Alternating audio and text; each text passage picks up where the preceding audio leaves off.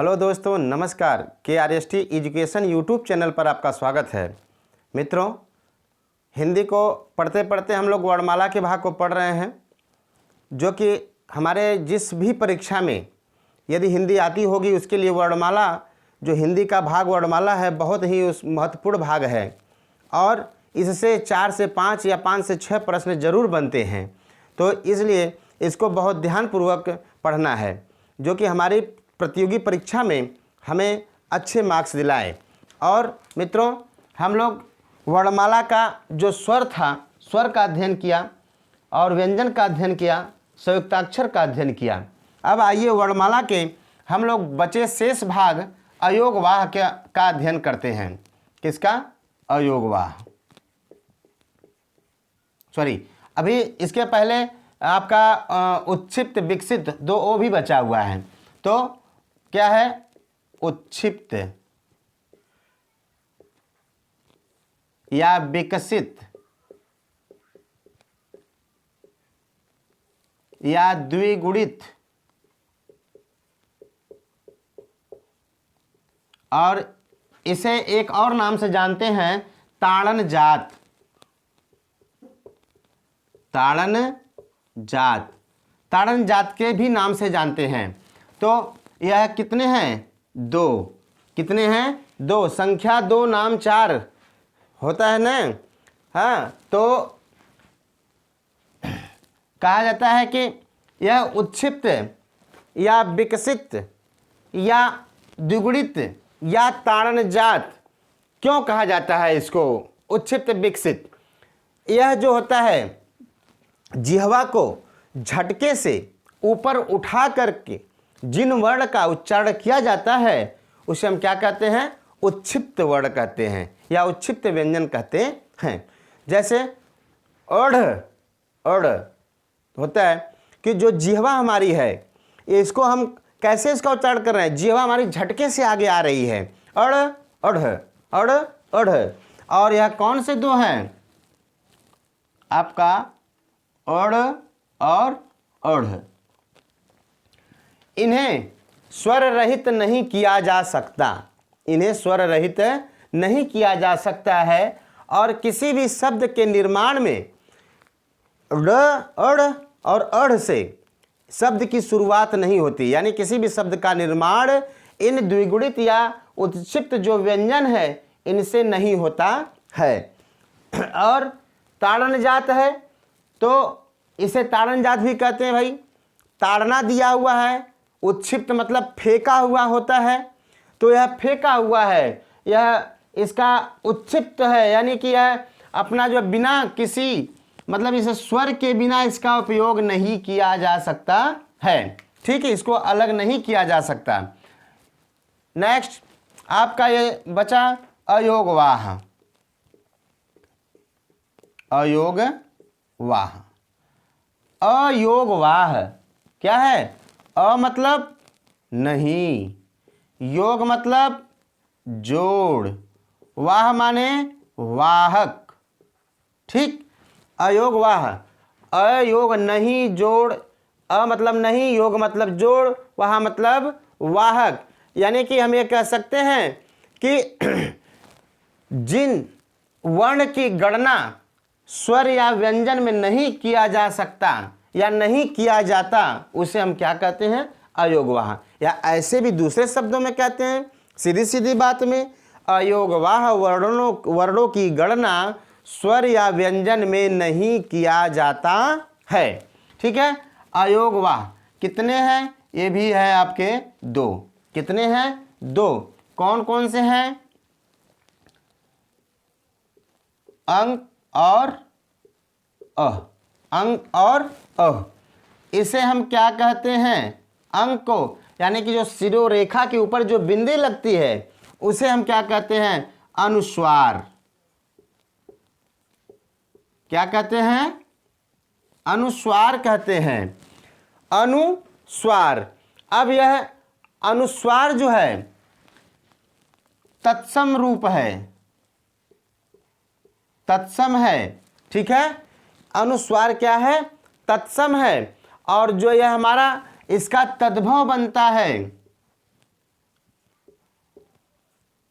अनुनासिक। अनुनासिक यह क्या है? तद्भव।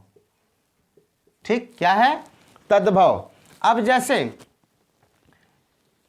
अ के ऊपर चंद्रबिंदु लग गया तो यह हमारा क्या हो गया?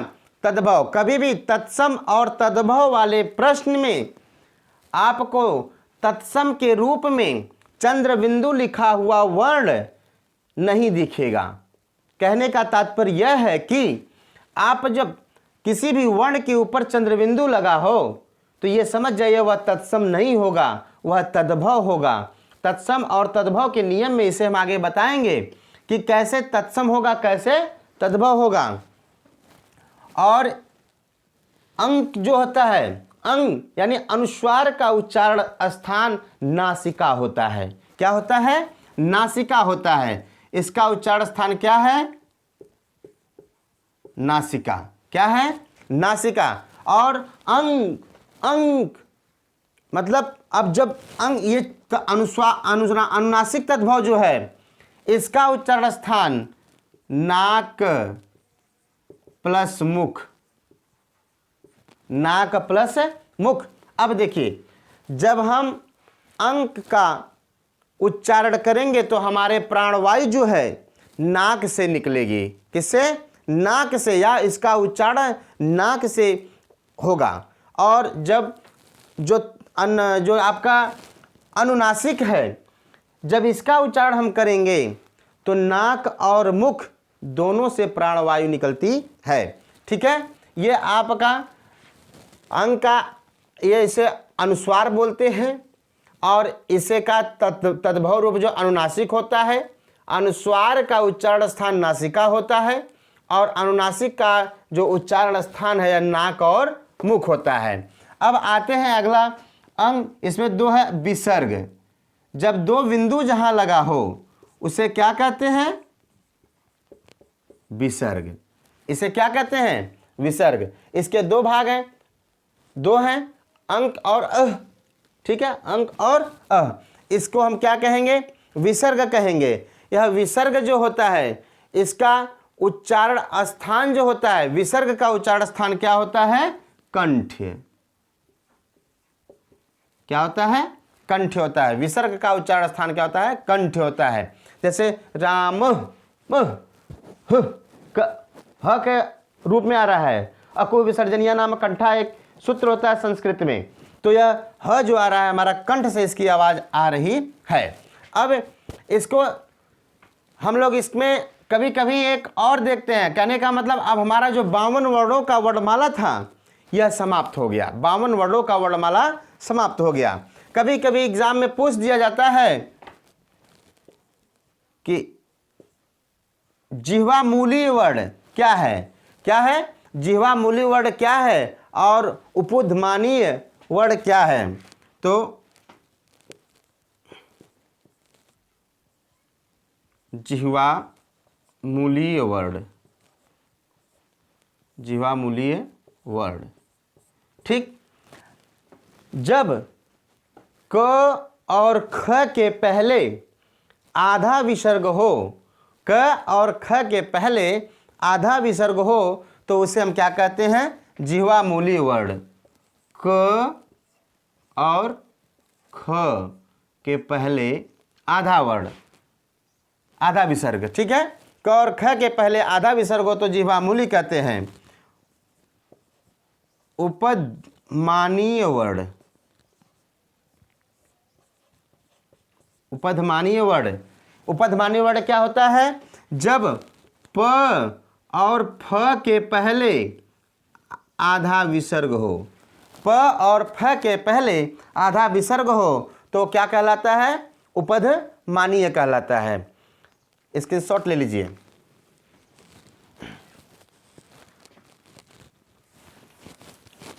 अब हम लोग आगे इसको वर्णमाला को समाप्त करते हुए आगे पढ़ते हैं उच्चारण स्थान। वर्णों का जो उच्चारण स्थान है उसके बारे में अध्ययन करेंगे कि किस वर्ण का उच्चारण स्थान क्या है। तो सबसे पहले पढ़ते हैं स्वर वर्णों का उच्चारण स्थान। स्वर वर्णों का उच्चारण स्थान। ठीक, स्वर वर्णों का उच्चारण स्थान। उच्चारण स्थान कौन कौन से हैं बताया मैंने, कंठ तालु मूर्धा दंत्य ओष्ठ। कंठ तालु मूर्धा दंत्य ओष्ठ। कंठ तालव्य मूर्धन्य दंत्य ओष्ठ। ओष्ठ, ठीक। अब देखिए, कंठ मतलब कंठ से बोले जाने वाले वर्ड। स्वर और व्यंजन में जो होते हैं उन्हें हम क्या कहते हैं, कंठ। अकु विसर्जनीय नाम कंठ संस्कृत का ये सूत्र है, लेकिन यह सूत्र है, लेकिन हिंदी में हम इसको थोड़ा अलग अलग भाग में देखेंगे। स्वर का अलग से देखेंगे, व्यंजन का अलग से देखेंगे, अंतस्थ और उसम का अलग से देखेंगे, और आपका जो है कि संयुक्ताक्षर का होता है उसको अलग से देखेंगे। तो इससे क्या होगा कि बार बार हमको यह चीज़ ध्यान में आएगा और रिपीट होता जाएगा। चाहते तो एक ही चार्ट बना करके सबको समझा देते हैं, लेकिन हमारा काम रटवाना नहीं, समझाना है। जिसको आप समझ जाएंगे तो वह कभी भूल नहीं सकता। आइए देखते हैं। अब अ और आ का उच्चारण स्थान जब भी देखेंगे आपका कंठ से ही इसका उच्चारण होगा। अकु विसर्जनीय नाम कंठा से अ, और क वर्ग का और ह हमारा कहाँ से उच्चारण होता है, कंठ से। और लघुई और दीर्घई इचु यशा नाम तालु, यानी कि ई, लघुई और दीर्घई और च, यश, ये सब क्या होता है, य और श, ये तालु से होता है। तो हम लोग देखते हैं, अभी स्वरों की देख रहे हैं, इसलिए अ और आ का कंठ होता है, ई और लघुई, लघुई और दीर्घ ई तालव्य है, और मूर्धन्य आपका री और दीर्घ री। दीर्घ री आपका जो होता है मूर्धन्य से, दीर्घ री, री री मूर्धन्य मतलब मूर्धा में टकराए, आपकी जीवा जो है कि उसको उच्चारण करते समय मूर्धा में टकराती है, तो क्या होता है री। और दंत्य, दंत्य दांत से जो वर्ड टकराए उसे क्या कहते हैं, दंत्य, ली। इसमें क्या है, ली। और आपका अगला क्या है, ओष्ठ, ऊ और लघु ऊ और दीर्घ ऊ।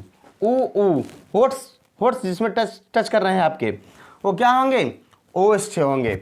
आपका बचा क्या, ए और आई, ए आई, ओ औ। ठीक, अब ये क्या है, इनका उच्चारण स्थान जो होता है ए का निर्माण जो होता है अ प्लस ई से होता है, अ प्लस ई से होता है। अ का उच्चारण स्थान मैंने पहले बताया क्या है, कंठ।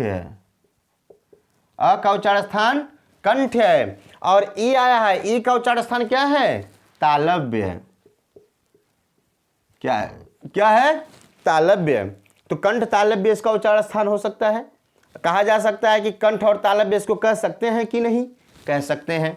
अब आइए देखते हैं, इसका निर्माण जो है अ प्लस उ, लघु उ, अ प्लस लघु उ से हुआ है।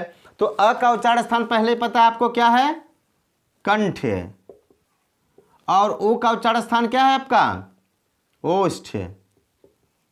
क्या है, ओष्ठ। तो कंठोष्ठ हम कह सकते हैं, कंठोष्ठ भी आता है। तो इस तरह से स्वरों का उच्चारण स्थान जो था आपने देखा कि अ आ का कंठ है, लघु ई दीर्घ ई का तालव्य है, लघु री दीर्घ री का मूर्धन्य है, री का दंत्य है, उ लघु उ और दीर्घ उ का ओष्ठ है।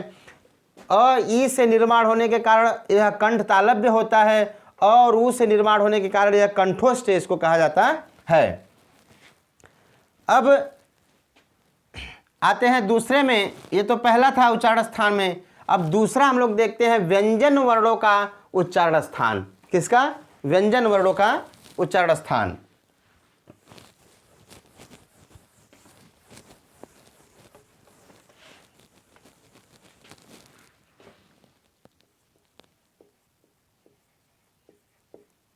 व्यंजन वर्णों का उच्चारण स्थान। अब व्यंजन वर्ण में भी उसी तरह बताया मैंने कि उच्चारण स्थान जो है कंठ, तालव्य, दंत्य, ओष्ठ्य, मूर्धन्य, कंठ, तालव्य, मूर्धन्य,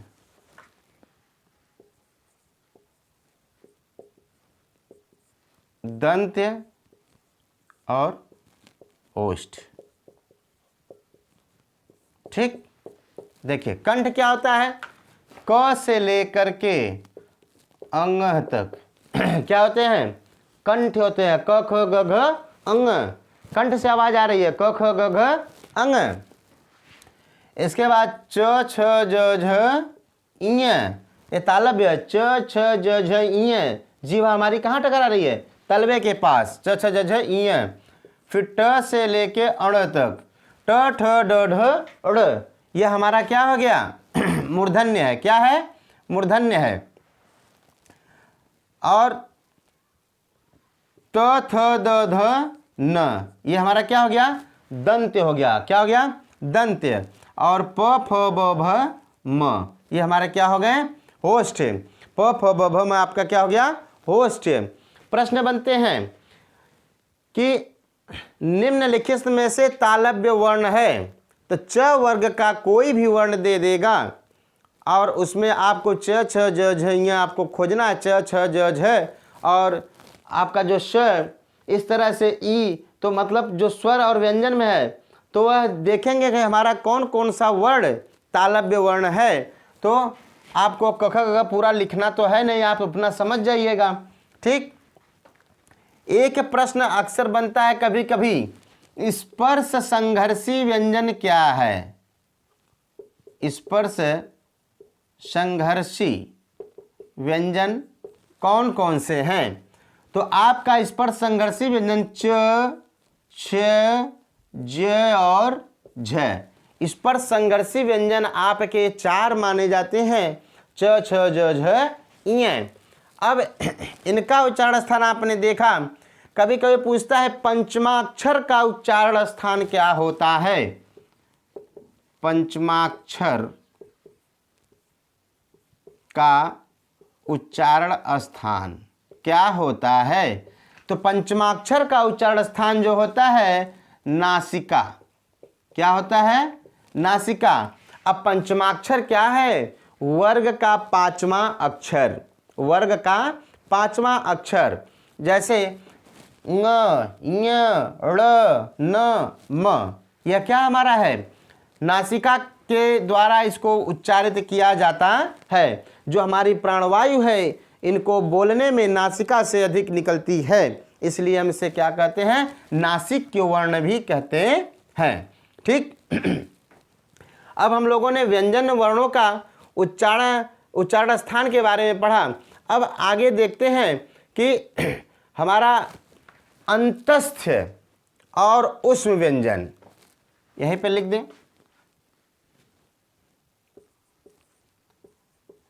अंतः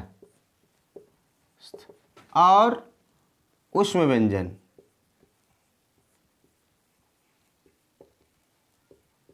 का उच्चारण स्थान। ठीक, हाँ, आपका आइए देखते हैं क्या है। अंतस्थ में क्या क्या आते हैं, य, र, ल और व। इसमें क्या क्या आते हैं, श, ठीक, और श, स और ह। ठीक, अब जो है अंतस्थ में अंत, मैंने कहा था ना अंतस्थ व्यंजन अंतर से अंदर से जो ध्वनि निकले उसे अंतस्थ है। श मैंने पढ़ाया था जब उष्म व्यंजन को, उसमें बताया था श श ह जो उष्म व्यंजन है, इसमें यह कौन सा स है, तालव्य। कौन सा स है, तालव्य है। तो यानी कि य और श आपका क्या हो जाएंगे, तालव्य हो जाएंगे। य और श कौन से, इनका उच्चारण स्थान क्या होगा, तालव्य हो जाएंगे। र और स का उच्चारण स्थान, श को बारे में बताया था मैंने, मूर्धन्य। क्या होता है? मूर्धन्य। श और र का उच्चारण स्थान क्या है? मूर्धन्य है। ल और स ऋतु लसानाम, यानी कि उसको छोड़िए, सूत्र को नहीं आप समझ पा रहे होंगे तो इस तरह समझ लीजिए कि संयुक्त जो उसमें व्यंजन एक तरफ लिख देंगे सीधे सीधे में, और अंतस्थ व्यंजन एक तरफ सीधे सीधे लिख देंगे। और इन स के बारे में अगर जानते होंगे तो उसी के सीध में जो वह क्रम अंतस्थ वाला आएगा वह भी आपका उसी के रूप में लिखा जाएगा, उच्चारण स्थान सेम उसी का होगा। अर्थात ल और स यह कौन सा है? दंत्य स। तो यह दंत्य, इसका उच्चारण स्थान क्या हो जाएगा? दंत्य। क्या हो जाएगा? दंत्य हो जाएगा। अब बचा आपका वह और वह, ह और वह। ह आपका जो है यह अकुह विसर्जनिया नाम कंठा के सूत्र से ह का उच्चारण स्थान आपका कंठ माना जाता है या कंठ बताया गया है। तो ह आपका उच्चारण स्थान क्या होगा? कंठ। ह का उच्चारण स्थान क्या होगा? कंठ। और वह को उच्चारित करते समय दांत और होष्ठ दोनों टच करते हैं, या दोनों के द्वारा, दांत और ओष्ठ के द्वारा जो है वह का उच्चारण किया जाता है। तो यह दंत्य प्लस ओष्ठ। ठीक। अब दंत्योष्ठ निम्नलिखित में से दंत्योष्ठ वर्ण है, तो आपका आंसर रहेगा वह। क्या रहेगा? वह। इसमें दांत और ओठ दोनों टच कर जाते हैं, तो इसका उच्चारण करने में इसलिए हम क्या कहते हैं? दंत्योष्ठ। स्क्रीनशॉट ले लीजिए। अब हम लोग देखते हैं संयुक्ताक्षर वर्णों का उच्चारण स्थान।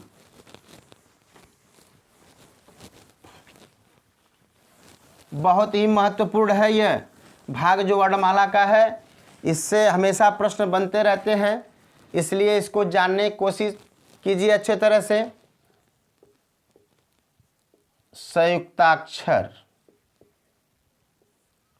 संयुक्ताक्षर वर्णों का उच्चारण स्थान। संयुक्ताक्षर मैंने कितने बताए हैं? 4 हैं। कौन कौन से? छ, त्र, ज्ञ और आपका श्र। यह क्या है? उच्चारण स्थान। छ, त्र, ज्ञ और श्र। इसमें हम बीच बीच में कोई प्रश्न नहीं डाल रहे हैं, इसलिए कि अभी हमारा उद्देश्य है इनको अच्छी तरह से समझा ले। समझाने के बाद फिर आपसे एक एक वीडियो प्रश्न का भी बनता चला जाएगा, जिसमें आपके लिए बहुत फायदेमंद होगा। एकदम डाबर च्यवनप्राश है, समझ लीजिए। जैसे इसको खाएं आपको एनर्जी आई, उसी तरह से व्याकरण होता है, वह डाबर च्यवनप्राश है। इसको अध्ययन कर लिए, 5-6 नंबर कलेक्ट कर लिए, तो इस तरह से आप च्यवनप्राश समझ करके इसको ग्रहण कीजिए। जैसे 6 आते हैं, हम लोग अपने संयुक्ताक्षर वर्णों के उच्चारण स्थान के बारे में देखते हैं। तो 6 का निर्माण किन 2 वर्णों से हुआ है? तो पहले मैंने बताया था क और श। क और श। क और श से हमारा जो है 6 का निर्माण हुआ है। तो क हमारा किससे बोला जाता है? कंठ से। क का उच्चारण स्थान क्या है? कंठ। श क्या है? मैंने बताया ना, मूर्धन्य। क्या है? मूर्धन्य। मूर्धा से इसका उच्चारण किया जाता है। तो ये कंठ और मूर्धन्य हो गया। अब त्र का उच्चारण स्थान क्या है? त प्लस र। त प्लस र। त का उच्चारण स्थान क्या होता है? त थ द ध न। जिह्वा कहाँ टकराई? दंत्य के पास। दंत्य। यह कौन सा उच्चारण स्थान है? दंत्य। र हमारा क्या पहले बताया? मूर्धन्य। क्या है? मूर्धन्य। ठीक। दंत प्लस र, दंत प्लस मूर्धन्य। ठीक। ज्ञ। ज्ञ क्या है? ज प्लस ञ। च छ ज झ ञ, दोनों एक ही वर्ग में आए, च वर्ग में आए। च वर्ग हमारा किससे उच्चारित होता है? तालव्य से। तो दोनों हमारा क्या हो गया? तालव्य प्लस तालव्य। ठीक, अब आते हैं श्र, और श्र को देखते हैं तो कौन कौन सा वर्ण है? स प्लस र, स प्लस र। श का उच्चारण स्थान क्या है? तालव्य। स का उच्चारण स्थान क्या है? तालव्य। र का मूर्धन्य। र का उच्चारण स्थान क्या है? मूर्धन्य। तो इस तरह से हम सभी वर्णों के उच्चारण स्थान के बारे में जाने। अब इसको देखिए, हमारा जहाँ तक कोशिश रहा कि मैंने आपको समझाने के सिवाय अलग से कुछ नहीं इसमें शामिल किया। सिर्फ हमारा उद्देश्य है कि आपको किस तरह से समझ में आए। अब देखिए, संयुक्ताक्षर के बाद आपका आता है अयोगवाह वर्णों का उच्चारण स्थान। थोड़ा उनका भी देख रहे, भी मैंने पहले बताया, फिर भी देख लेते हैं। अयोगवाह वर्णों का उच्चारण स्थान। अयोगवाह कितने बताए थे मैंने? 2 बताया था। कौन कौन से हैं? अंक और अह। अंक और अह हमारा क्या है? अयोगवाह है। तो जो अंक होता है इसका मैंने किससे बताया? कि नासिका से। किससे? नासिका से। इसका उच्चारण स्थान नासिका है, और अह इसका उच्चारण स्थान क्या है? कंठ है। इसका उच्चारण स्थान कंठ है। तो आपको समझ में आया कि अंग जो नासिका से इसका उच्चारण स्थान होता है, अह का उच्चारण स्थान जो होता है कि कंठ से होता है। कभी कभी आपका प्रश्न बनता है कि विदेशज शब्द, आगत शब्द, नवीन विकसित शब्द, गृहीत शब्द क्या है? तो वह आपका आ। ठीक, आ चंद्र बिंदु नहीं रहेगा, केवल चंद्र अर्धचंद्र रहेगा। तो यह हमारा आगत शब्द है, यह बाहर से विदेशों से लाया गया है, इसलिए इसको विदेशज शब्द कहा जाता है। इसे आगत शब्द कहा जाता है, इसे गृहीत शब्द भी कहा जाता है। अब एक अरबी फारसी जो ध्वनियाँ है, हाँ, अरबी फारसी जो ध्वनि है, तो क नुक्ता लग जाता है, ख नुक्ता लग जाता है, ग नुक्ता लग जाता है, ज नुक्ता वर्ण, यानी कि जो जैसे फ पे ये नुक्ता होता है, नुक्ता लग गया आपका। तो ये जो है हमारा अरबी फारसी शब्द है, इसका सर्वप्रथम वर्णन जो है कि राजा शिव प्रसाद सितारे हिंद ने किया था। तो इसके बारे में हम लोग पढ़े आज वर्णमाला को, और वर्णमाला को पूरी तरह से समाप्त कर दिए, और हमारा कोशिश पूरा रहा कि आपको अच्छी तरह से समझ में आया होगा। आज के लिए बस इतना ही। धन्यवाद।